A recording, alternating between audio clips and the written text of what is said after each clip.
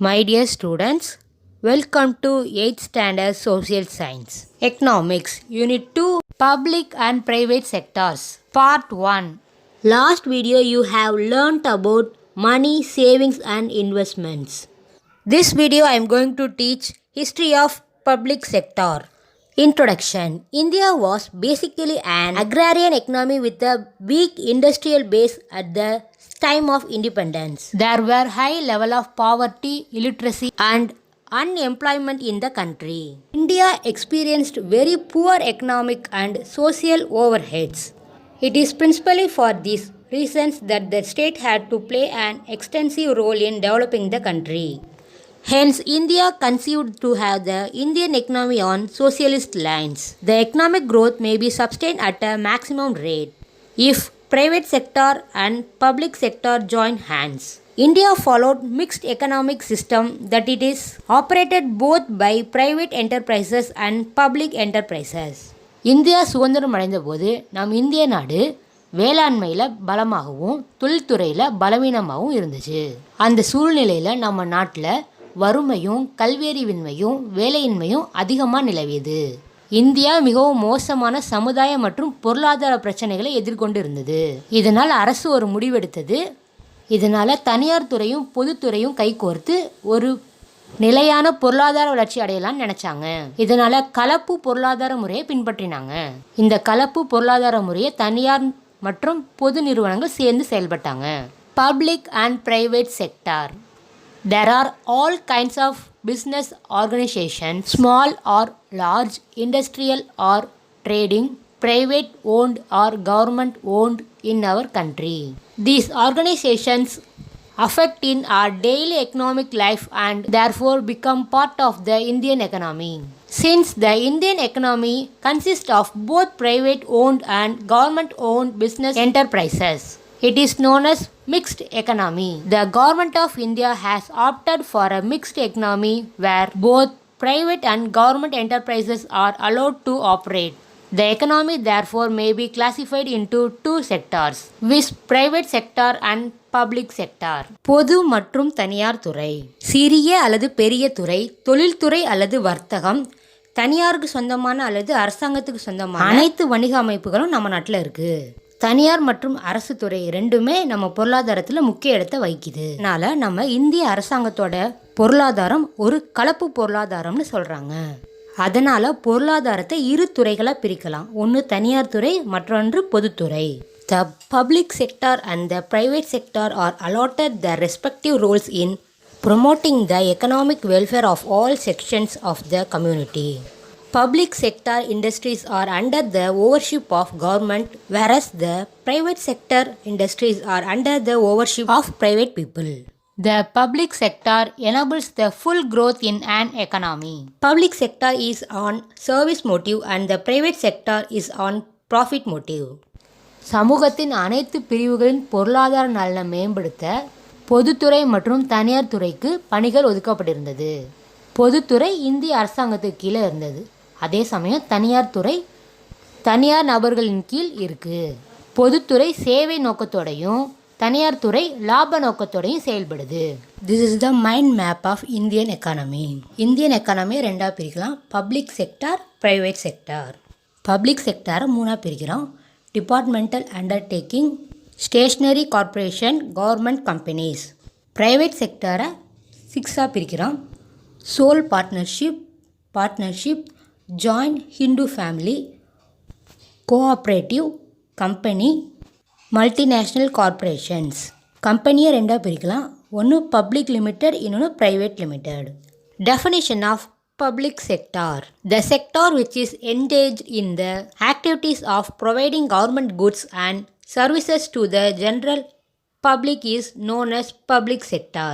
The enterprises, agencies and bodies are fully owned, controlled and run by the government, whether it is central government, state government or a local government.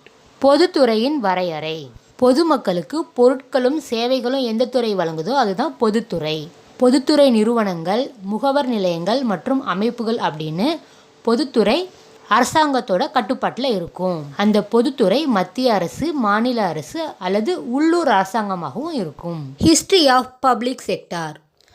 When India achieved independence in 1947, it was primarily an agricultural country with a weak industrial base. There were only 18 Indian ordnance factories in the country, which the British had established for their own economic interest and ruled the subcontinent with brute force. The national consensus was in favor of rapid industrialization of the economy, which was seen as the key to economic development, improving living standards and economic sovereignty. பொதுத்துறையின் வரலாறு. 1947 இந்திய சுதந்திரம் அடைந்த போது அது வேளாண்மையில் முதன்மையானதாகவும் தொழில்துறையில் பலவீனமானதாகவும் இருந்துச்சு. ஆங்கிலேயர் நிறுவிய 18 இந்திய போர் தளவாட தொழிற்சாலைகள் தவிர வேறு எந்த தொழிற்சாலையுமே இந்தியாவில் இல்லை.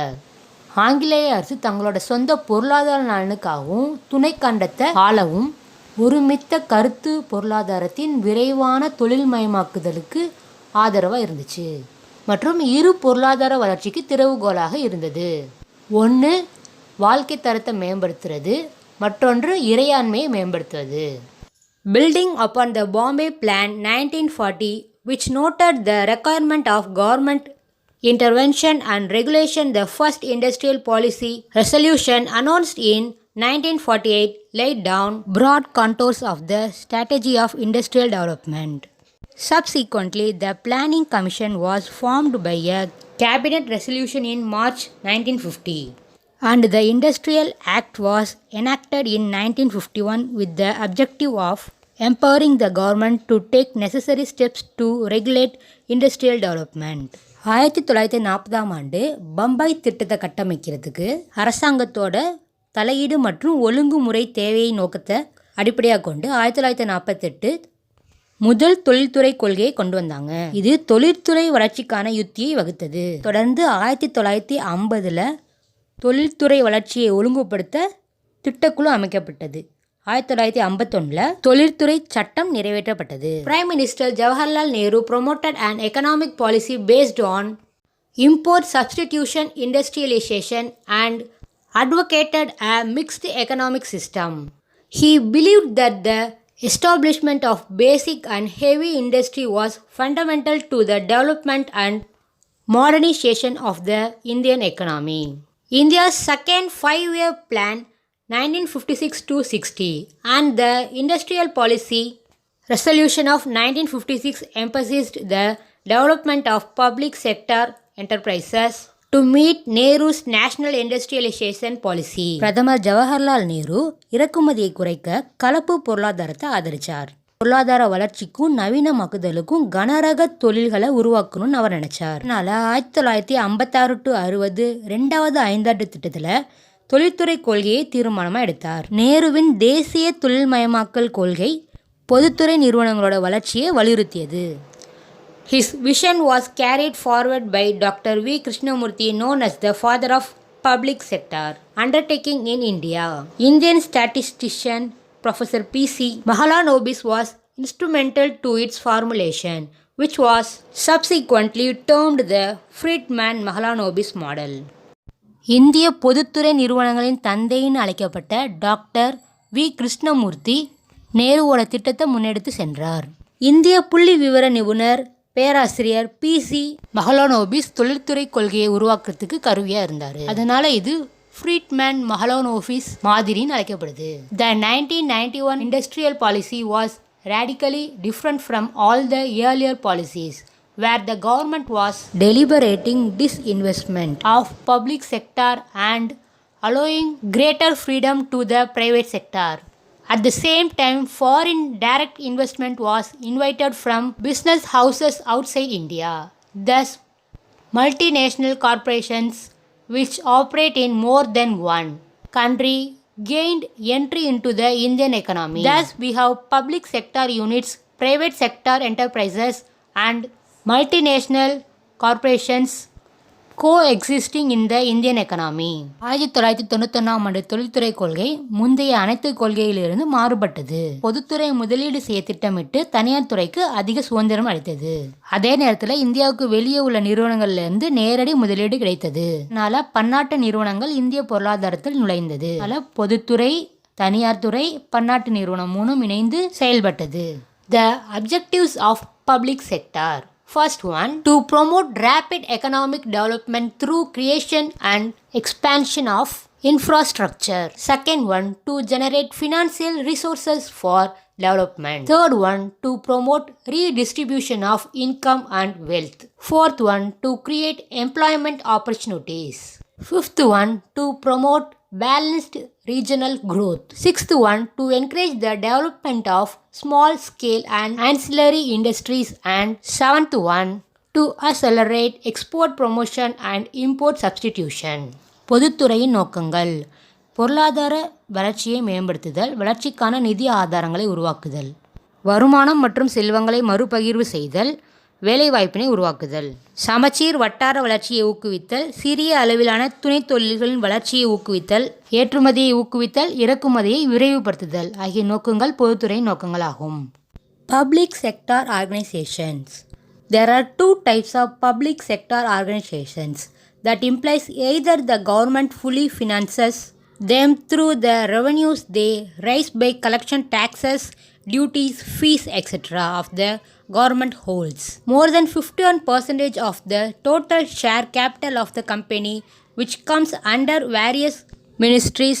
The enterprises are established with service motive. Is the largest sector which works for the upliftment of the people by providing the following services to the people: postal services, railway services, providing security, education and health facilities at low cost, and generation of employment opportunities, etc. பொதுத்துறை நிறுவனங்கள். இரண்டு வகையான பொதுத்துறை நிறுவனங்கள் உள்ளன. வரி, கடமைகள், கட்டணங்கள் போன்றவற்றால் நிறுவனத்தோட மொத்த பங்கும் அதோட மூலதனத்தில் 51% அதிகமாக இருக்குது. அரசாங்கம் பொதுத்துறை நிறுவனங்களுக்கு நிதி அளிக்கிறது. இது பல்வேறு அமைச்சகங்களின் கீழ் செயல்படுகிறது. சேவை நோக்கத்தோடு செயல்படுகிறது. பொதுத்துறை மிகப்பெரிய துறை. இது அஞ்சல் சேவைகள், ரயில்வே சேவைகள், பாதுகாப்பு, கல்வி மற்றும் சுகாதார வசதிகளை குறைந்த செலவில் வழங்குகிறது மற்றும் வேலைவாய்ப்பை உருவாக்குகிறது. Organs of public sector. First one, administration by a government department. It is very common almost in all countries. பொதுத்துறையின் உறுப்புகள் 3. முதலாவது, அரசு துறைகளால் நிர்வாகம் செய்யப்படும் நிறுவனங்கள். இது அனைத்து நாடுகளுக்கும் பொதுவானது. For example, post and telegraph, railways, port trust, irrigation projects on India, etc. Second one, the joint sector companies. It is governed by a company law and controlled by the government as principal major shareholders. கூட்டுறவுத்துறை நிறுவனங்கள். இது ஒரு நிறுவன சட்டத்தால் நிர்வகிக்கப்படுகிறது மற்றும் அரசாங்கம் இதனுடைய பிரதான பங்குதாரர் ஆகும். For example, Indian Oil Petronas private limited, Indian Oil Skytanking limited, Ratnagiri gas and power private limited, Indian synthetic rubber limited. Third one, public corporation. This type of organization is the establishment of public corporation by the state of the parliament of legislator. மூன்றாவது, பொது கழக அமைப்பானது பாராளுமன்றத்தில் நிறைவேற்றப்படும் சட்டத்தினால் பொது கழகத்தை நிறுவுவதே ஆகும். For example, LIC, Air India, the Reserve Bank of India, electricity board. Classification of industries. First one, the public sector in India owes its origin in the 1956 Industrial Policy Resolution of the Government of India. Thus, 1956 resolution classified industries into 3 categories. The industries which would be exclusively owned by the state are referred to as Schedule A. Second one, the industries in which the private sector could supplement the efforts of the state sector, with the state taking the sole responsibility for starting new units which are specific in Schedule B. Third one, the remaining industries which were in the private sector are mentioned in Schedule C. இந்திய பொதுத்துறை நிறுவனங்களை 3 வகையாக பிரிக்கிறாங்க. ஒன்று அட்டவணை ஏ, அதில் அரசுக்கு உரிய சொந்தமான தொழில்கள் குறிப்பிடப்படுகின்றன. இரண்டாவது அட்டவணை பி, அதில் தனியார் துறை தொழில்கள், மாநிலம் தன் முழு பொறுப்பில் தொடங்கும் புதிய அலகுகள் அதில் அடங்கும். மூன்றாவது அட்டவணை சி, அதில் தனியார் துறையில் மீதமுள்ள தொழில்கள் அடங்கும். Public sector is divided into the following 9 categories. First one, public sector enterprises must supply essential infrastructure for economic development, which are known as primary public utilities, which include the following. தொழில்களை 3 வகைப்படுத்தின மாதிரி தொழில்துறையை 9 வகையாக பிரிக்கிறாங்க. முதலாவது பொதுத்துறை நிறுவனங்களின் பொருளாதார மேம்பாட்டுக்கு அவசியமான உள்கட்டமைப்பை கொண்ட நிறுவனங்கள். இவை முதன்மை பொது பயன்பாடுகள்னு அழைக்கப்படுகின்றன. அவை பின்வருமாறு: airlines, shipping, railways, power generation, telecommunication, etc. Second one, public sector enterprises also to have control of the commanding heights of the economy. இரண்டாவது பொதுத்துறை நிறுவனங்களின் கட்டளைகளை கடைபிடித்து பொருளாதாரத்தோட அதிகாரங்களை தனது கட்டுப்பாட்டில் வச்சிருக்கிற நிறுவனங்கள். அவை பின்வருமாறு: for example defence, banks, coal mines, oil, steel, etcetera.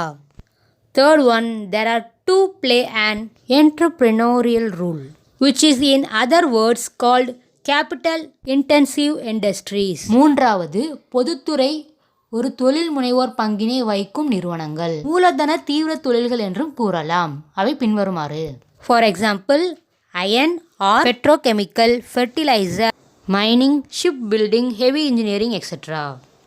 Fourth one, public sector enterprises under government monopoly, which includes, அதாவது முழுவதும் அரசின் கீழ் உள்ள பொதுத்துறை நிறுவனங்கள் இதில் அடங்கும்.